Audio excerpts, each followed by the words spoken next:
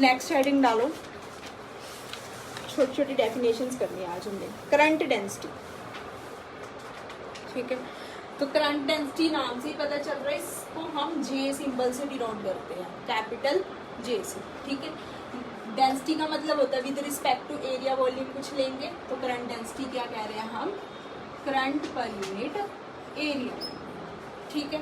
Condition क्या है कि जिस डायरेक्शन में करंट फ्लो कर रहा होगा, एरिया हमने उसके नॉर्मल डायरेक्शन में लेना है, परपेंडिकुलर डायरेक्शन में लेना है, ठीक है। तो अगर करंट की डायरेक्शन ऐसे है तो मैं कौन सा एरिया लूंगी, मैं ऐसे सर्कल लूंगी, ठीक है। तो ये करंट की जो ये लाइंस हैं, ये इसके बीच से ऐसे निकलती है, ये डस्टर है, इसके बीच से ऐसे जाएंगी करंट की लाइंस निकल, ठीक है। नॉर्मल लेना है हमने हमेशा, ये कंडीशन है हमारे पास। तो एक तो फॉर्मूला ये बन गया मेरे पास, ठीक है। लेट अस सपोज कि अच्छा यहाँ पे वैल्यू डाल सकते हैं हम, आई की वैल्यू डाल दो चार्ज अपॉन टाइम, तो ये फॉर्मूला बन जाएगा एक, ठीक है।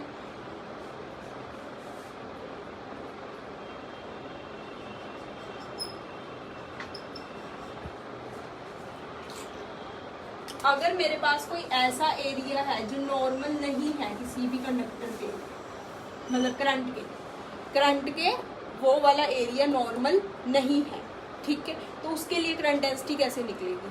तो यहाँ से हम क्या करते हैं, एंगल बनाते हैं, इसका और इस, ये वाला नॉर्मल था और ये वाला नहीं था, तो कितने का एंगल डिफरेंस है, मान लो थीटा का एंगल डिफरेंस है, ठीक है। तो होता है कोस थीटा। अगर ये है मेरे पास वेक्टर, तो इसके दो कंपोनेंट्स हुए, एक ऐसे एक ऐसे। अगर थीटा इस डायरेक्शन में तो वो कोस थीटा होता है, अगर दूसरी डायरेक्शन वाला क्या होता है, साइन थीटा होता है, ठीक है।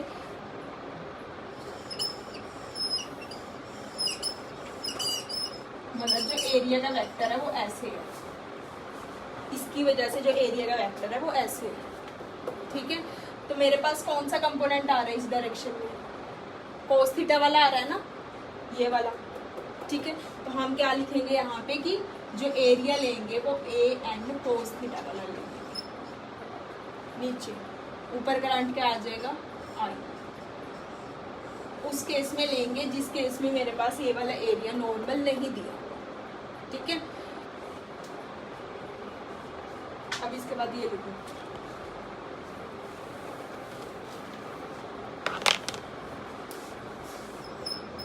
आई अपॉन ए कोस थीटा। हम कह रहे हैं कि करंट इसके नॉर्मल डायरेक्शन में नहीं है, तो एरिया के नॉर्मल डायरेक्शन वाला करंट कौन सा होएगा, ये वाला कंपोनेंट होएगा, और ये कौन सी डायरेक्शन में, कोस थीटा वाली डायरेक्शन में, तो हम उसको ए कोस थीटा लिख सकते हैं। तो यहाँ से देखो जे और आई ए कोस थीटा, यहाँ से देखो अगर मैं आई की वैल्यू निकालूँ तो वो क्या बन रहा है, जे ए कोस थीटा, ये बन रहा है, ठीक है। और जहाँ पे भी कोस थीटा आता है उसको हम क्या बोलते हैं, कौन सा प्रोडक्ट आएगा, क्रॉस या डॉट। डॉट प्रोडक्ट कब आता है, कब आता है, कॉस में आता है। अगर किसी भी दो वेक्टर्स के अंदर ऐसे लिखा है तो हम उसको क्या लिखते हैं, ए बी कोस थीटा लिखते हैं, साइन थीटा लिखते हैं, वही तो पूछ रही हूँ। यहाँ पे उल्टा दे रखा है, कोस थीटा है तो हम इसको क्या लिख सकते हैं, जे डॉट ए लिख सकते हैं, ठीक है। ये बन गया, लिखो। तो हम ये इस रिलेशन में क्या बोल सकते हैं कि जो करंट डेंसिटी है और उसका एरिया है, दोनों का डॉट प्रोडक्ट हमें किसकी वैल्यू दे देता है, करंट की वैल्यू दे देता है। जब भी दो किसी भी वेक्टर्स का प्रोडक्ट डॉट लें तो जो आंसर आता है वो स्केलर क्वांटिटी होती है, वेक्टर। डॉट प्रोडक्ट, दो वेक्टर्स का डॉट प्रोडक्ट जब हम लेते हैं तो जो रिजल्ट आता है वो स्केलर आता है, वेक्टर आता है। करंट वेक्टर है, स्केलर है,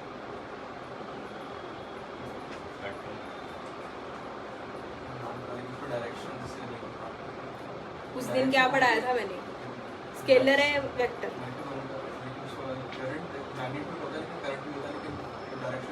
लास्ट क्लास में समझाया था कि करंट क्या स्केलर ही है ना। मैग्नीट्यूड डायरेक्शन होता है बट डायरेक्शन पे वैल्यू नहीं डिपेंड करती, तो उसको हम किस में लेते हैं, स्केलर में ही लेते हैं। ठीक है, अलजेब्रा इस पे वेक्टर करंट के ऊपर वेक्टर लॉज अप्लाई नहीं हो सकते, स्केलर लॉज डायरेक्टली ऐड कर देते हैं हम करंट को। अगर ये वायर है, यहाँ से 2 वायर स्प्लिट होगी, इसमें 2 है इसमें 3 है, तो ये 5 मिलता है हमें हमेशा। डायरेक्टली ऐड हो रहे हैं, एंगल पे डिपेंड नहीं कर रहा ना, तो जब एंगल पे डिपेंड नहीं कर रहा तो करंट क्या होगा, स्केलर क्वांटिटी। वही कह रहे हैं कि यहाँ से भी हम प्रूव कर सकते हैं करंट स्केलर क्वांटिटी है, क्योंकि जब भी 2 डॉट प्रोडक्ट्स लेते हैं वेक्टर्स का तो आंसर हमेशा स्केलर मिलता है, और अगर यहाँ पे क्रॉस प्रोडक्ट होता है इनका तो आंसर हमें हमेशा वेक्टर मिलता है। यही तो डिफरेंस होता है दोनों में, डॉट प्रोडक्ट कब लेना है और क्रॉस कब लेना है। क्रॉस तब लेते हैं जब रिजल्ट भी वेक्टर है और मल्टीप्लाई भी वेक्टर्स को कर रहे हैं, डॉट तब लेते हैं जब रिजल्ट स्केलर है बट मल्टीप्लाई हम 2 वेक्टर्स को कर रहे हैं। ठीक है, नेक्स्ट लिखो आगे, current density is a vector quantity. दोनों में फर्क है, करंट डेंसिटी वेक्टर है, करंट स्केलर है।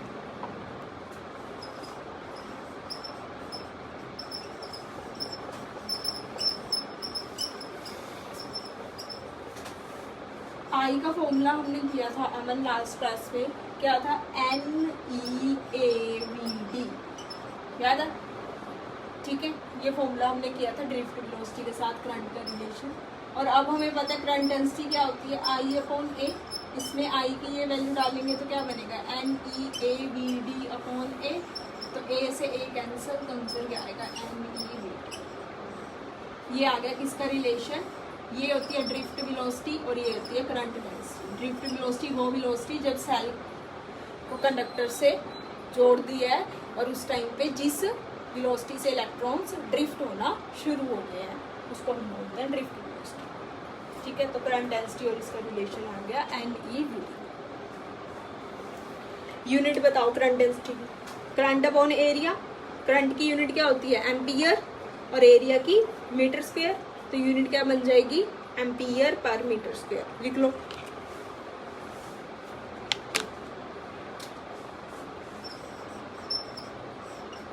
इसकी एम्पियर और इसकी पर metre square, ampere per metre square.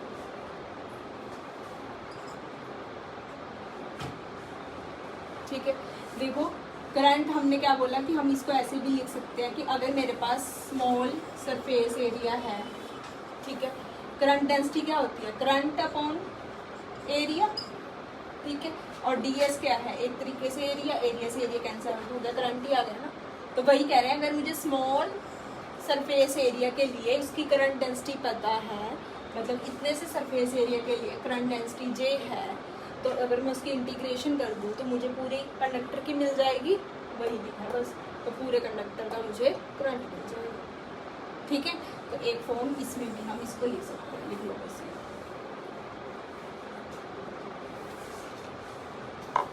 इन पे वेक्टर साइन डाल दो, हेडिंग डालो, conductance of a resistor.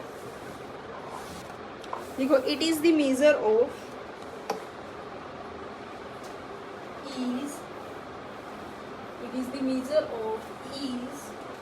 EASC with which charges flow through the conductor.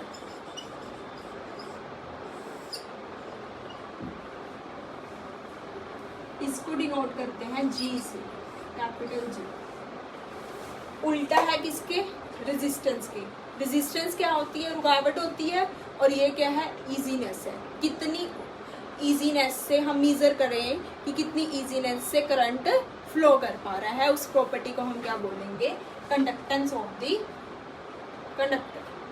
ठीक है, अब देखो ये रेजिस्टिविटी से उल्टा है, तो इसका फॉर्मूला भी 1/R है। रेजिस्टेंस का रेसिप्रोकल, जितनी रेजिस्टेंस कम उतनी कंडक्टेंस ज़्यादा, जितनी रेजिस्टेंस ज़्यादा उतनी कंडक्टेंस कम होगी। ठीक है, ये फॉर्मूला लिख लो, और इसकी यूनिट बताओ क्या होगी, 1/R। यूनिट क्या बनेगी, R की यूनिट क्या थी, ओम, तो ये क्या बनेगी पर ओम, है ना, रेसिप्रोकल। और इसको हम पता क्या बोलते हैं, इसका उल्टा मोमो, एक डिफरेंट नेम है जिसको हम साइमन भी बोलते हैं, और ये पूछी जाती है साइमन, क्योंकि ये कम बच्चों को पता होती है साइमन। ठीक है, ये भी कंडक्टेंस की यूनिट है।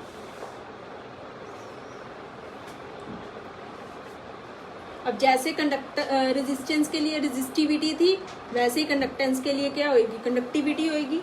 नीचे लिखो next, electrical conductivity, it is the reciprocal of resistivity.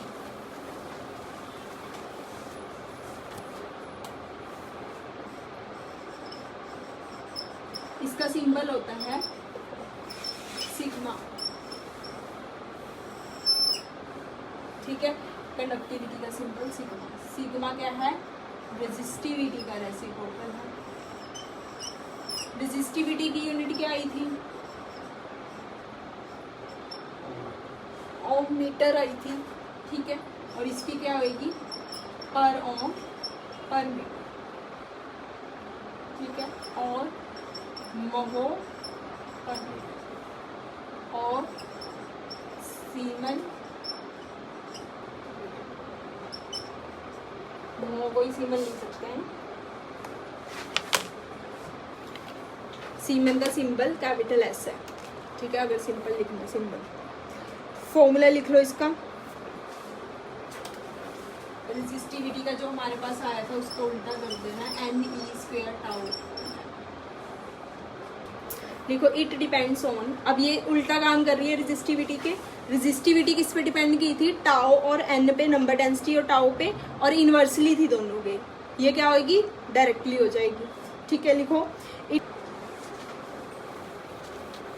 उसका सारा उल्टा उल्टा ही लिखा है हमने। ठीक है, तो हम क्या बोल रहे हैं, जो सिग्मा है वो डायरेक्टली प्रोपोर्शनल है टाउ के, जो सिग्मा है वो डायरेक्टली प्रोपोर्शनल है नंबर डेंसिटी के, और जो सिग्मा है वो इनवर्सली प्रोपोर्शनल है टेम्परेचर के, क्योंकि टाउ क्या होता है, इनवर्सली प्रोपोर्शनल होता है टेम्परेचर, इसीलिए सिग्मा भी इनवर्सली प्रोपोर्शनल है टेम्परेचर।